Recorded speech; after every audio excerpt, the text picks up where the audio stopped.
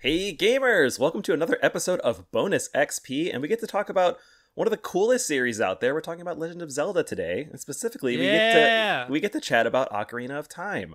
So I think back again. yeah, exactly. I feel like people know what this game is, but I don't know. Maybe someone out there doesn't know. But this was N64 96 or 97, something like that. It was a really bad time for me when it came out. Did we talk about that on the episode? God, I don't even remember like what happened. Maybe we did. My parents divorced and my mom moved to Indiana that year. And the way to make everything okay, I feel like I've talked about this once, was my grandma bought me an N64. Oh, okay. Game. So like that, I feel like it was very much hey, here's this. Feel better about yourself. Yeah, here's video games. Nice. My parents also got me Ocarina of Time and an N64. It was a Christmas gift, and it was like, I think I talked about this in the episode. It was like the best Christmas. I'm like, oh my god, I can't believe I got this game. But yeah, it was a fun one. So lots of initial good memories, and then just good memories playing the game overall. But maybe Patrick, you share a memory with me first. I want to hear something that we haven't talked about yet about the game. Maybe. Like what made it special? Yeah. So this game, in terms of all of the Legends of Zeldas, I think really was great because you have this whole aspect of the shocker of Kid Link to Adult Link. Yeah, that's right. I think it really got into one of the first times you see that transformative playstyle that you do see in a lot of the future Legends of Zelda, like Link turning into Wolf Link. Yeah, a wolf, or being able to ride on a train or a boat. I know those aren't necessarily like the same thing, but I feel like it's kind of the same concept, where I feel like this is when Legends of Zelda had that like, what is that one little twist on the formula, or Majora's Mask with the whole like resetting time, Groundhog's Day over and over aspect. Like Legend of Zelda Groundhog Day. Yeah.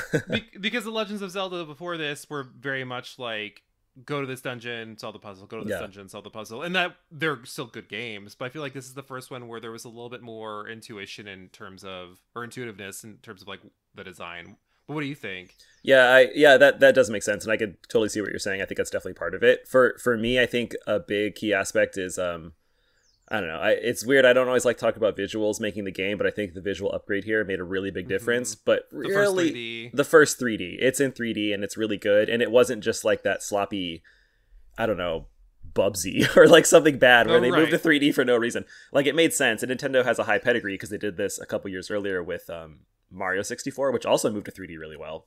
And just seeing this world expand and just become something totally different, it really did feel like I was taking the seriousness of A Link to the Past, jumping down into the screen and then being in a 3D realm, and I could be Link in that world, and that was really cool. Like it was just super cool, and it brought a lot of new like feelings and emotions in the game for me too, where again, Link to the Past is the one I played before it, a lot more whimsical, colorful, fun, and this game still has that, but it's also dark and there's scary moments and there are bosses that are quite frightening, and so it was a neat thing to have, and it just had a big impact. It was a really good shaping game for my gamer culture, I guess.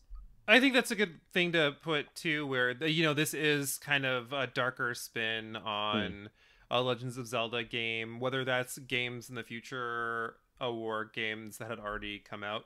Yeah, because like you said, A Link's Awakening, very whimsical, very cutesy story, and this one I think starts out with that really cutesy story as well until you get that time change and you jump to the future and like everyone's dead. Like oh no, it's like you couldn't have like pulled that sword out and maybe jumped like 2 weeks later. You know what I mean? Like, exactly. You gotta go. Was it 7 years? Yeah, 7 years. Something like that. I think we didn't see that a lot when we were younger, where you had more adult undertones in gaming, because like you think of Mario 64, Paper Mario, like even Star Fox. I feel like some of these games didn't really have that. They were just like fun and gamey, where this one was really, no, we're trying to tell a story. Yeah, and that makes sense, because I mean Nintendo still has that brand right now that we're the toy system, the one for kids, the fun one, and this can't, granted it's for kids, obviously you and I played it and other people did too, but it has a serious tone, and I think it's a good telling representation that kids can take things seriously and they can have more adult themes and things like that. It makes sense.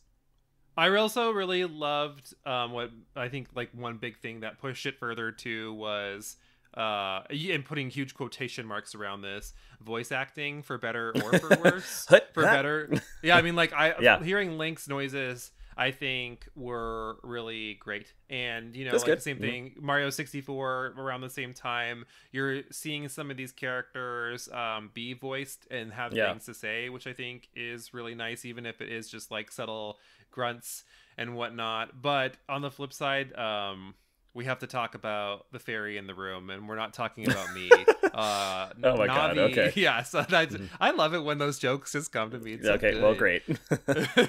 Navi was not great. Mm-hmm. And I mean, like, I think the addition of a guide is great. Mm-hmm.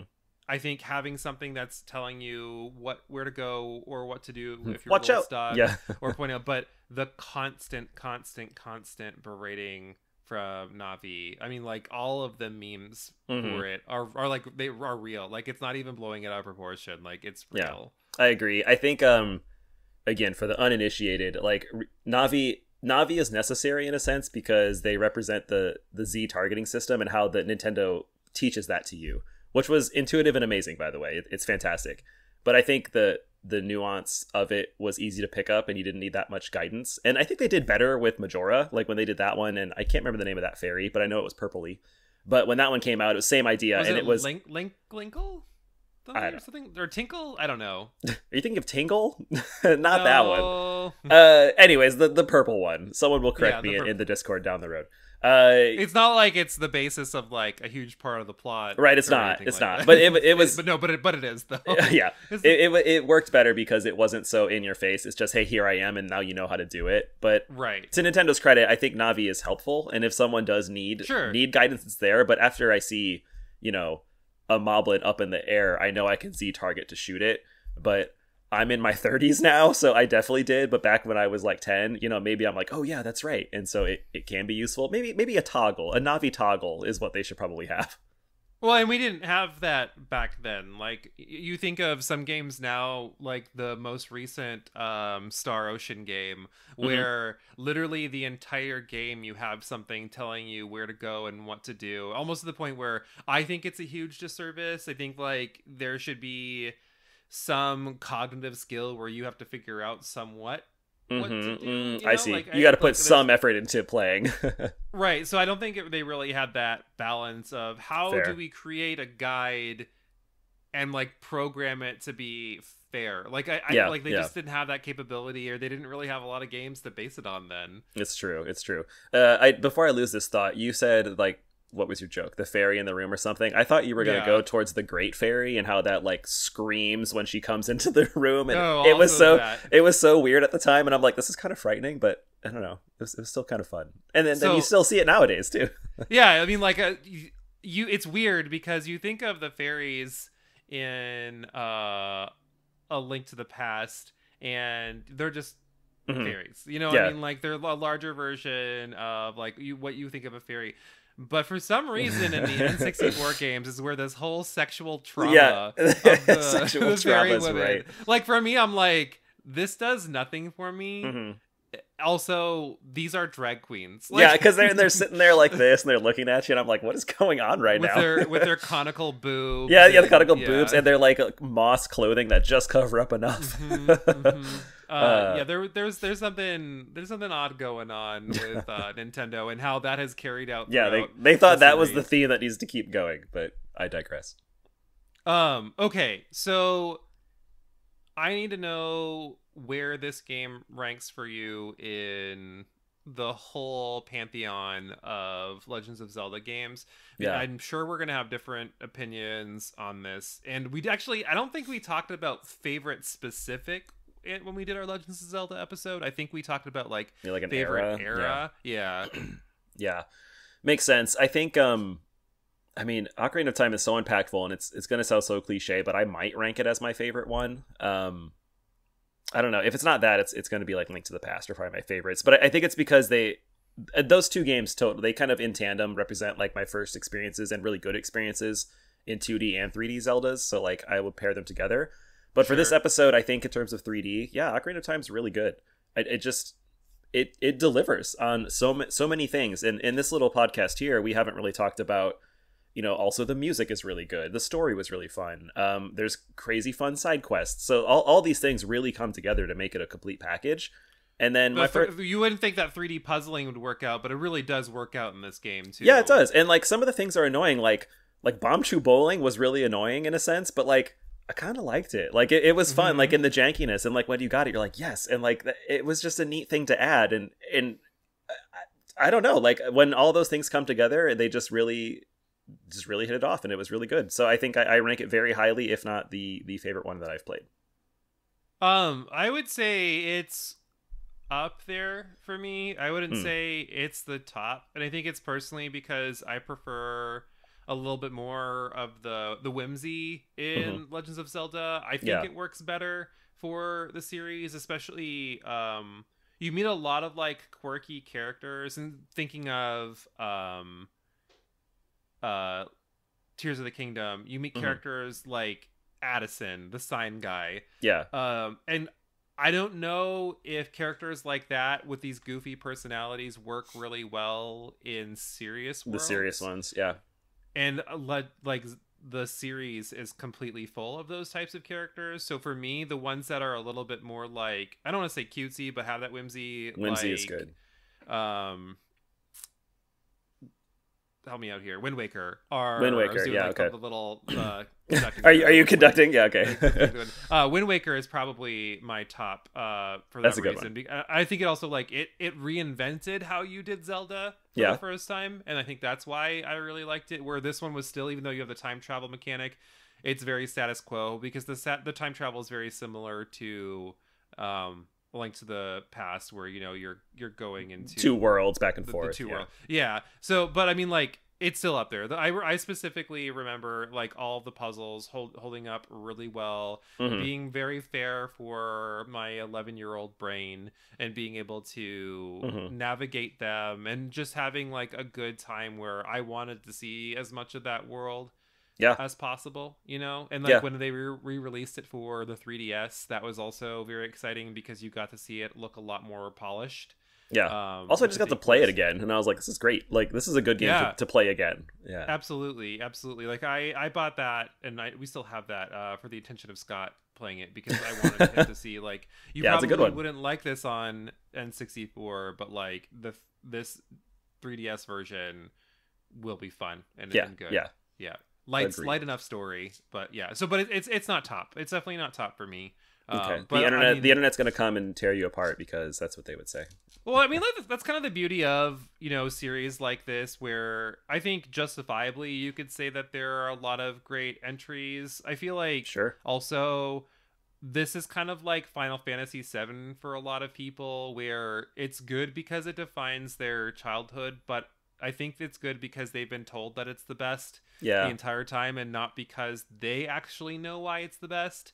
And I know very, very much you agree with this. We're not the type of people where we're just gonna say something's the best because.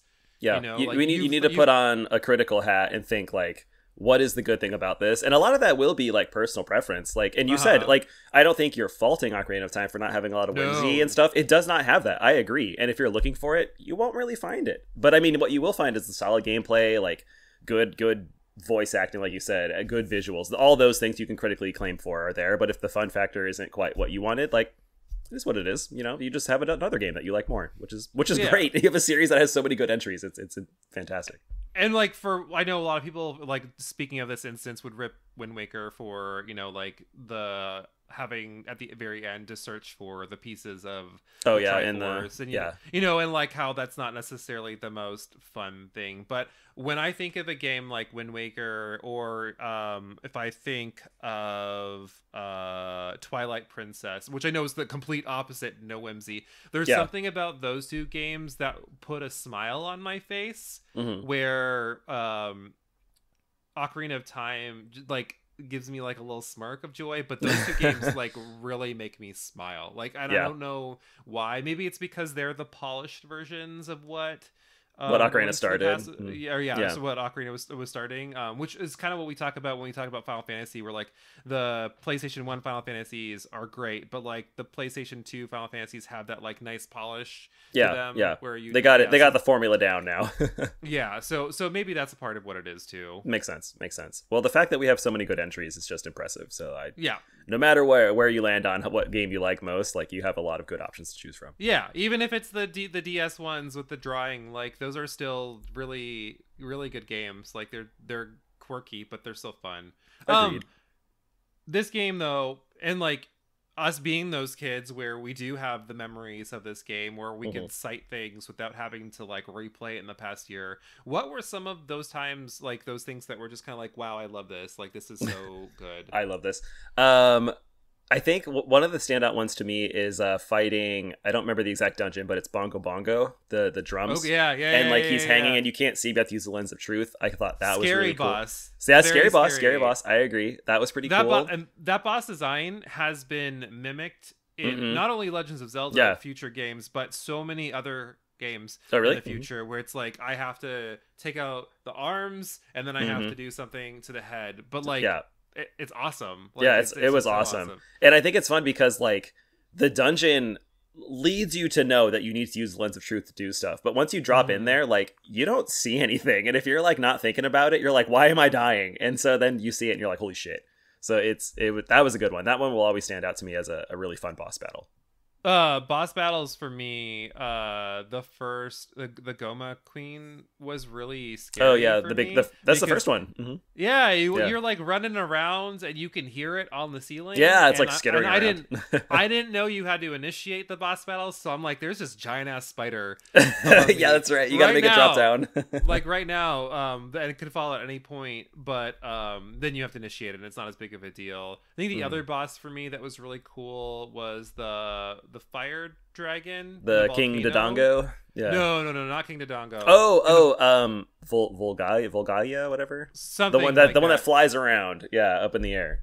There's just something about that boss arena and the hammer being like a pretty cool weapon, or a tool in Legends of Zelda, and like striking it with the hammer was just so much fun. So those are good memories for me. What else for you? What were some other good memories? I mean, I didn't know it was coming, but we talked about it earlier. But just pulling out the Master Sword and then jumping ahead, like, I mean, I think from like Nintendo Power, like I knew that older Link was in it, but I didn't know it was like the same dude. So like it was cool, and like getting the 3 stones to get there, already felt like an adventure. And then I'm just like, bro, that was the tutorial. Like, and then like you get the real thing. Like that was really cool. And I always will say one of my favorite songs is the Temple of Time music. I don't know, it just hits. Yeah, it's so good. And then even the ocarina, like the song of whatever one that teleports you. Oh god, it's like it's so good. Song of Time. I think it's that one, and I'm just like, it just hits, and everything about that scene is so cool, so cool. And then seeing it on the 3DS and like seeing that again and knowing it's coming, just even thinking about it now is goosebumps like all over again. Yeah, the soundtrack of that game in general, I think for me is a win. Like the desert music, the Kakariko Forest, like you and I, and because of Ashley Birch, and Hey Ash, what to play, just like Saria, Epona, here's your song, get the fuck right here. Right, like all the music is definitely a highlight, and for us it's like a memeable highlight. But yeah, it's good. What was your favorite dungeon out of all of them? Favorite dungeon? I can say my least favorite dungeon, and it's not the water temple. No, it is not. not. Really? It's still water related. I don't like. Is it Jabu's belly? Jabu's belly. Yeah. Yeah. It's just a little frustrating. I think Jabu's belly is okay. Yeah. Except for the mini boss is really annoying because he moves so fast, and you have to hit him in the butt with your boomerang. Yeah, the boomerang. And it's so, you know what I'm talking about, like it's that circular arena. With the spikes and whatnot, exactly, and you have to like keep running and get close to him, and you have to like strike him in the butt, and it's so hard. I first of all, I love striking things in the butt, but it's so hard to do because he's so fast, and like so that was a lose for me. But yeah, what was your favorite? And then I'll tell you my. So favorite. I'm blah blah blah. I can't talk. I am tying myself between the first one, the Great Deku Tree. I just think it's a really good intro, but I'm also between I think it's the Forest Temple where you fight Phantom Ganon. Yeah. That one's really fun. And oh, can I give? Well, you've played all of Tears of the Kingdom. Can I give a spoiler? Yeah. Did you find spoiler for Tears of the Kingdom? Did you find Phantom Ganon? Yeah, I did. Yeah, I did. I did not expect that, and I was like, "Oh, buddy, here we go." And like, it's pretty similar to like that one in a basic sense. But yeah, that whole like finding the pose in the dungeon and finally getting to do like adult Link and his repertoire of weapons and whatnot, and even just how you get to the Forest Temple, it felt really good. And that was you're limited on what you have again because you can't use the slingshot, and I feel like there's something else that you can't use. You don't have a boomerang yet. I think you have a hook shot, but like I know you get the hook shot there. Yeah, I know you have like your bow or something like that. So it's a little bit more restricted, but it feels really good. And then it's really good. Can't argue. Yeah. What about yours? So maybe you don't get the hook shot there. Maybe you get the hook shot in the water temple. The water temple is my least favorite because it's like, and again, this is not something that everyone has told me. Oh, you can't like the water temple. I legitimately just don't like the water temple. I don't. It's okay. Yeah. It's not that like dungeons need linear design where it's very clear to tell where you're going. It's not about that. It's literally just the fact that you keep on having to change the elevation of the water. Oh, yeah. And if you don't have a good memory, you can't remember like, oh, I had to raise it to the second floor now that I have this key to go back here. Where flat design or like not, or even just being able to go to another floor without having to change one element of the dungeon, it's tedious. Yeah. It's the most tedious dungeon. My favorite, same as yours. There's just something really well designed about like the haunted forest temple. I think it's really strong. Yeah. I really like the wolf enemies. Yeah, that's right. Phantom Ganon boss battle is really incredible with him epic. Like riding in and out of the paintings and like and like it sets you up for when you fight him later. I think it's just packaged really well. It's a great introductory first dungeon because I don't like the first dungeon in A Link to the Past. Once you go into the Dark World, I don't think it's a great one. Because it's partially a rehashing of the original first one, and I don't know. There's just something about there wasn't anything like really exciting. Like, okay, why does it matter that I'm in this place? It was really just more game. Where this didn't feel like more game. This felt like an evolution. You know what I mean? Yeah, it did. It felt like you were going to the next step. You weren't just rehashing something already. It was just like basically, it was really like here was the tutorial, and now you're playing the real game, and the real game was like, hope you know what you're doing because this is what you're going to get thrown at you. Yeah, exactly. And there are a few places where like it's kind of easy to get stuck. I feel like that's when the puzzles get like just a little bit harder. You got to think about it. You have to think about it. Yeah, I agree. Yeah. Dang, what a game. Yeah, what a game. Well, Jason, why don't you wrap us up here? I guess I'm just thinking about Ocarina of Time. Now but you want to play it. I know I want to play it. If you want to talk about Ocarina of Time, please hit us up on our Discord and keep chatting with us. This is going to be great. And then I don't know. If you want to see more of our content, you can follow our podcast. If you're already not a patron, join our Patreon. And just keep talking about games all over the place. Yeah. You can definitely find us on Instagram or Discord at RPGaymer. We had a great time with you today. Now go out there and get gaming.